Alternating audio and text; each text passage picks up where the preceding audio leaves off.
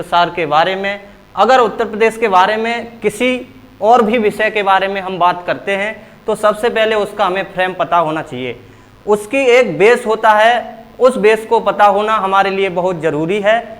जैसे कि उत्तर प्रदेश को सबसे पहले जानने के लिए उत्तर प्रदेश का नाम कैसे पड़ा, क्यों पड़ा और कब पड़ा, इसके बारे में जानना हमें बहुत ज़रूरी है। तो सबसे पहले हम उत्तर प्रदेश का नामकरण के बारे में बात करेंगे। नामकरण, उत्तर प्रदेश का जो नामकरण है वो कब और किस समय किस नाम से जाना गया। आज हम उत्तर प्रदेश के नाम से जान रहे हैं, उससे पहले उत्तर प्रदेश को किस नाम से जानते थे और किस समय किस तरह से इसमें परिवर्तन किए गए। तो उसके अनुसार हम जानते हैं, सबसे पहले उत्तर प्रदेश में जो अस्तित्व की बात करते हैं तो सबसे पहले नंबर आता है वेदों का। किसका आता है मित्रों? वेदों। वेदों में उत्तर प्रदेश या वैदिक ग्रंथों में उत्तर प्रदेश को सबसे पहले महर्षि देश के नाम से जाना गया। किसके नाम से जाना गया? वेदों में उत्तर प्रदेश को महर्षि देश के नाम से जाना गया। क्यों? कारण क्या था? महर्षि देश के ही नाम से जाना गया पहले से। कारण यह था कि जो वेद हैं, वैदिक ग्रंथ हैं, उनकी रचनाएं प्रमुख ऋषियों के द्वारा की गई। जैसे वेदों की रचना महर्षि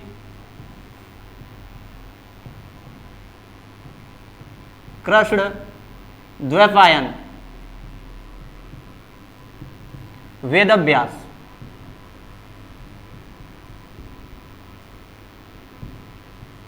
के द्वारा वेदों की रचना की जाती है और वेदों की कुल संख्या इसमें दर्शाई जाती है 4। कितनी दर्शाई जाती है? 4। जैसा कि आपने सभी ने पढ़ा होगा, उसमें वेदों की संख्या 4 है। वो कौन कौन से हैं? एक आपका ऋग्वेद है और एक यजुर्वेद है, एक सामवेद है। अंतिम जो बचता है आपका अथर्ववेद। अथर्ववेद। अब आपको पता चल गया होगा कि उत्तर प्रदेश को सबसे पहले किस नाम से जाना जाता था। कौन सा नाम था? महर्षि देश। क्यों? क्योंकि मैं बता चुका हूं आपको, वैदिक ग्रंथों में महर्षि कृष्ण द्वैपायन वेदव्यास द्वारा रचित वैदिक ग्रंथ हैं ऋग्वेद और ऋग्वैदिक काल में, उत्तर वैदिक काल और ऋग्वैदिक काल, इन दोनों में उत्तर प्रदेश को महर्षि देश के नाम से जाना गया है। ठीक है, अब आगे हम बात करते हैं उत्तर प्रदेश को किस नाम से जाना गया। आगे जैसे ही हम आते हैं तो विभिन्न नामों में अंग्रेजी आधिपत्य आता है।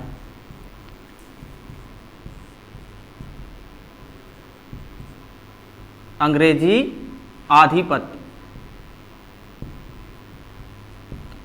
अंग्रेजी आधिपत्य में उत्तर प्रदेश को किस नाम से जाना गया और किस बेस पर जाना गया। तो उत्तर प्रदेश को 1836, ये 1836 में उत्तर प्रदेश को अंग्रेजी आधिपत्य शासन काल में उत्तर पश्चिम प्रांत के नाम से जाना गया। किस नाम से जाना गया?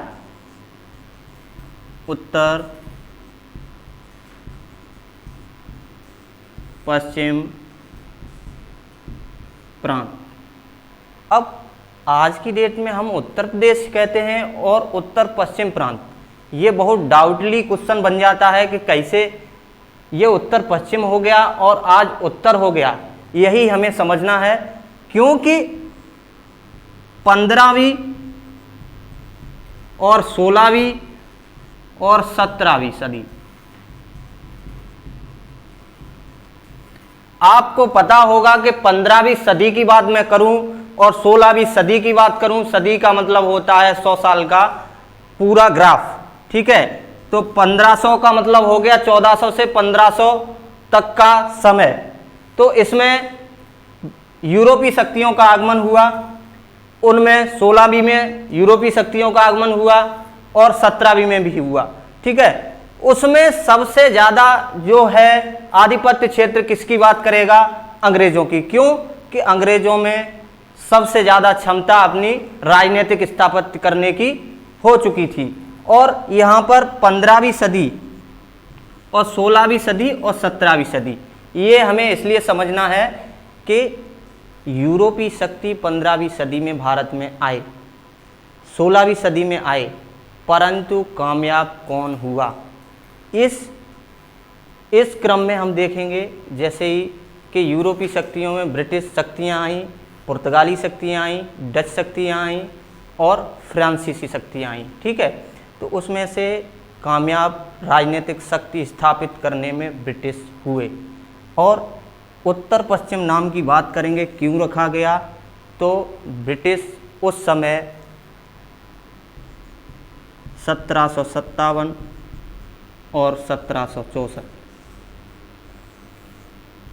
इन 2 वर्षों में ब्रिटिश ने बंगाल क्षेत्र पर युद्ध किए। उसके अंतर्गत कोलकाता प्रमुख सेंटर बनाया।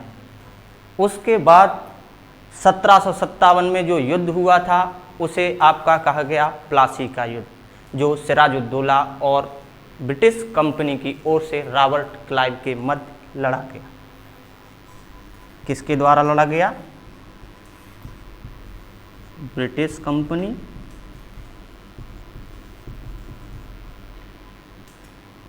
और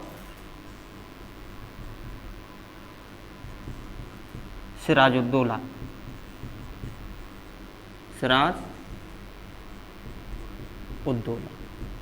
सिराजुद्दौला बंगाल का नवाब था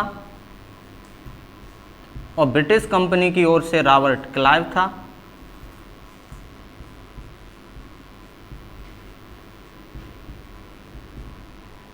था। इन दोनों के बीच प्लासी का युद्ध हुआ।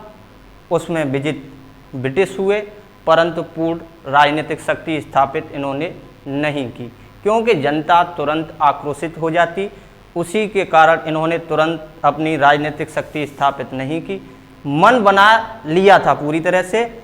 और इसकी जगह पर, किसकी जगह पर? सिराजुद्दौला की जगह पर इसके साथ विश्वासघात करने वाला सेनापति मीर जाफर को गद्दी पर बिठा दिया।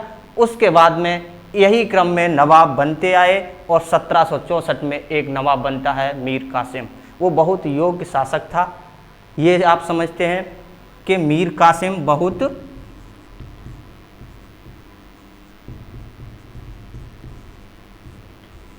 योग्य शासक था और बंगाल का नवाब बना। उसके द्वारा ब्रिटिशों के प्रति सब चीज़ों के परिदृश्य में देखा जाए तो वह समझता था कि ब्रिटिशों को हम हटाना पड़ेगा, तभी हम अपने क्षेत्र का विकास अच्छी तरह से कर सकते हैं। तो 1764 में यह एक निर्णायक युद्ध रहा। किस लिए? इस युद्ध को कहा गया बक्सर का युद्ध। क्या कहा गया? बक्सर का युद्ध। बक्सर का युद्ध। इस युद्ध ने स्पष्ट कर दिया कि अब भारत पर राज कौन करेगा? ब्रिटिश। कैसे? क्योंकि इस युद्ध में भारत की ओर से भारत की महान शक्तियां 3, जो अवध से शुजाउद्दौला और मुगल शासक मोहम्मद शाह द्वितीय, उस समय मुगल शासक मोहम्मद शाह द्वितीय और अवध का नवाब शुजाउद्दौला और बंगाल का नवाब मीर कासिम, तीनों की संयुक्त सेना को ब्रिटिश कंपनी के सेना नायक हेक्टर मुनरो के द्वारा हराया गया। तो उसके अंतर्गत भारत में सबसे बड़ी शक्ति जो उभर कर आई, ब्रिटिश। कौन सी शक्ति उभर कर आई? ब्रिटिश। और ब्रिटिश कहाँ पे राज्य स्थापित किए हुए थी तब? बंगाल। अब बंगाल का प्रमुख केंद्र कौन था? कोलकाता। अब हम समझते हैं कैसे इसका नाम पड़ा उत्तर पश्चिम प्रांत। अब देखिए, यहाँ पर आपका है कोलकाता। सेंटर क्या है ब्रिटिशों का? कोलकाता। अब कोलकाता सेंटर है तो अब उत्तर प्रदेश को परिदृश्य इस केंद्र से करेंगे, ऐसे समझते हो ना। ये जो आपका दाहिना होता है इसे बोलते हैं पूरब। और कोई भी किताब या कॉपी रखेंगे आप सामने या मैप रखेंगे तो सबसे पहले समझ लेना कि आपका दाहिना हाथ है, उधर आपका होता है पूरब, समझते हैं, उधर आपका होता है पूरब, और बाहिना हाथ होता है उधर आपका होता है पश्चिम, और उत्तर होता है ऊपर, और दक्षिण इसके जस्ट अपोजिट। ये कंडीशन थी कोलकाता केंद्र बिंदु मानते हुए। तो उत्तर प्रदेश यहाँ है, कहाँ है? उत्तर प्रदेश यहाँ है, और 1836 में उत्तर प्रदेश यही था। भूमि तो कहीं अलग नहीं हो जाएगी, केंद्र हमने माना कोलकाता। तो अब इस उत्तर प्रदेश को अगर दिशा में मानेंगे तो ये किन दोनों दिशाओं में पड़ रहा है? जोड़िए, उत्तर और पश्चिम प्रांत, तभी तो इसे बोला गया उत्तर पश्चिम प्रांत। क्लियर हुआ? अब आगे की बात करते हैं, आगे क्या हुआ उत्तर प्रदेश में नामकरण के परिदृश्य में देखते हैं। तो ये आपको मैं आशा करता हूं उत्तर पश्चिम प्रांत कैसे पड़ा, महर्षि देश कैसे पड़ा, 1836 में पड़ा, किसके द्वारा पड़ा, यही क्वेश्चन बनते हैं पेपर में।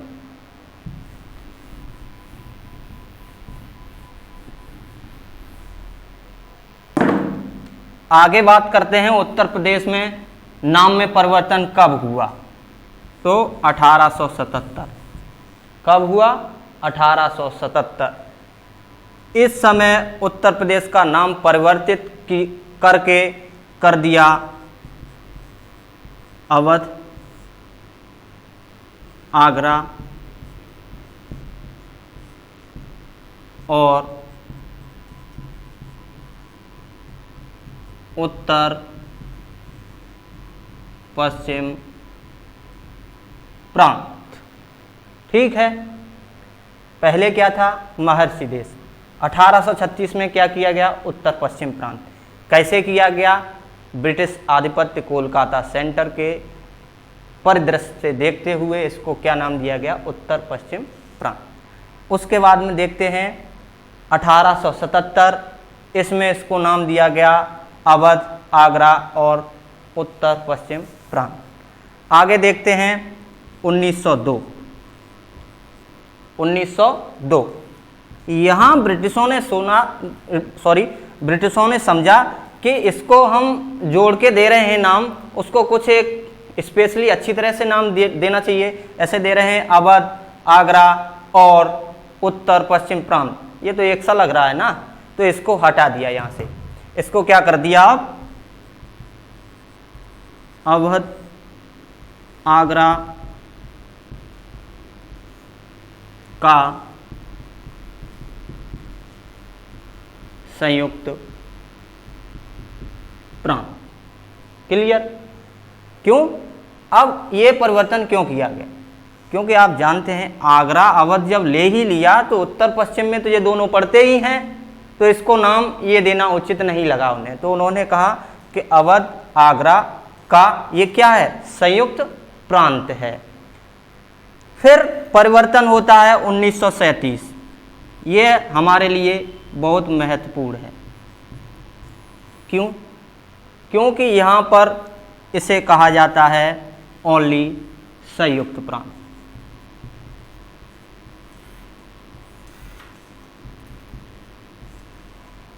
या यूनाइटेड प्रोविंस।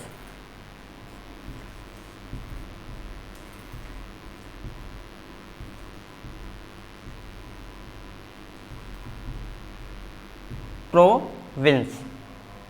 यह यहाँ पर प्रश्न बनता है कि उत्तर प्रदेश का संयुक्त प्रांत नाम कब रखा गया? तो हम बताएंगे 1937। अब पूछेगा कि उत्तर प्रदेश का नाम संयुक्त प्रांत किस अधिनियम के तहत रखा गया? और वहाँ से सैनिकों को छुटाया। छुटाने के बाद उन सैनिकों ने एक क्रांतिकारी रूप धारण किया और उन्होंने दिल्ली की ओर कूच कर दिया। तो क्रांति जो हुई उसके डर से ब्रिटिशों ने राजधानी कहाँ कर दी? 1858 में। तब आपको पता होगा गवर्नर कौन था? कैनिंग। पूछता है इसीलिए बता रहे हैं मेन। तो कैनिंग 1858 में राजधानी आपकी आगरा से ले जाकर कहाँ कर दी गई? प्रयागराज।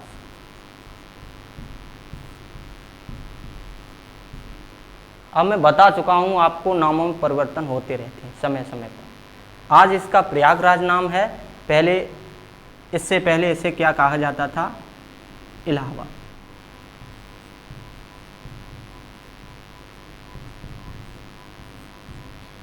इलाहाबाद किसने रखा? अकबर। कब रखा? 1575। इसे इलाहाबाद नाम नहीं रखा था अकबर ने। अकबर ने इसका नाम प्रॉपरली रखा था, जो वो नाम था इलाहाबाद।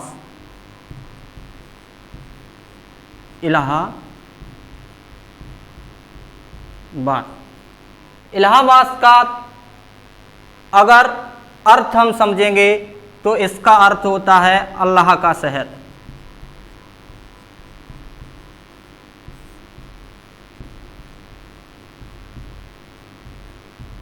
शहर क्लियर। प्रयागराज अब और सबसे पहले इसको कहा जाता था प्रयाग।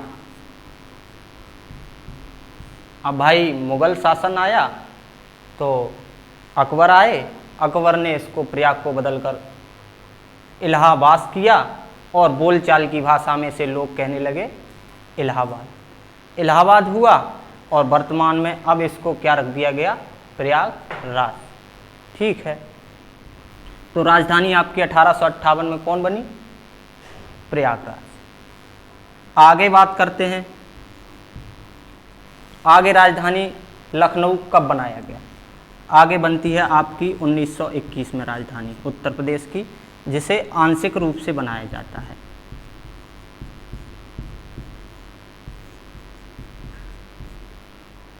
आंशिक रूप से लखनऊ को राजधानी बनाया गया। उत्तर प्रदेश को आंशिक रूप से लखनऊ राजधानी कब बनाया? पूछता है कि उत्तर प्रदेश को आंशिक रूप से लखनऊ राजधानी कब बनाया? तो आप बताएंगे 1921। इसे स्थायी रूप दिया गया 1937। स्थायी कब किया गया? 1937 को। ठीक है, राजधानी के बारे में आपको क्लियर हो गया होगा। मैं पहले बोला कि उत्तर प्रदेश की राजधानी सबसे पहले 1836 में किसे बनाया गया?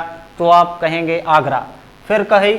फिर बात आती है 1858, तब कौन सी राजधानी बनाया गया? प्रयागराज। कारण क्योंकि ब्रिटिशों को समझ में नहीं आ रहा था अब हमें क्या करना चाहिए। 1857 की क्रांति हुई, उसके कारण उथल पुथल होने लगी। उसके बाद उन्होंने राजधानी चेंज करके कहाँ रखी? प्रयागराज। प्रयागराज को किस नाम से जाना जाता था? इलाहाबाद। किसने रखा? अकबर। कब रखा? 1575। ठीक है, और इसका पूर्ण नाम क्या रखा गया था? मुख्य इलाहाबाद। इसका अर्थ क्या होता है? अल्लाह का शहर। सबसे पहले इसे किस नाम से जाना जाता था? तो आपको पता होगा, हिंदू संस्कृति जिस समय किसी विदेशी का प्रवेश नहीं हुआ उस समय इसको प्रयाग के ही नाम से जाना जाता था। प्रयाग का मतलब होता है संगम, जहाँ नदियाँ मिलती हों। और आपको पता होगा कि इलाहाबाद किस लिए फेवरेट है, किस लिए प्रसिद्ध है? महाकुंभ लगता है भाई, समझे हो। और किसके द्वारा 1858 में किया गया? कैनिंग के द्वारा, लॉर्ड कैनिंग। गवर्नर कौन था? 1858 कैनिंग। अब आंशिक रूप से लखनऊ राजधानी कब बना? 1921 में। स्थायी रूप से 1937 में। यही आपकी राजधानी का क्रम था। और आज भी आपकी राजधानी कौन किसे है, किसे बनाया गया है और कौन है? और ये तो आपको पता होगा कि लखनऊ अभी भी आपकी राजधानी है। तो आशा करते हैं आपको ये सब समझ में आया होगा, और नहीं आया हो तो कमेंट बॉक्स में लिख देना भाई। ठीक है, और प्रयास करेंगे, पहला क्लास है, बदलाव होता जाएगा, एकदम धुआंधार क्लास चलेगा। और इसी के साथ मैं आपसे अगले क्लास के लिए, तब तक आप खुश रहें, मस्त रहें, एकदम तैयारी जबरदस्त करते रहें। जय हिंद, जय भारत।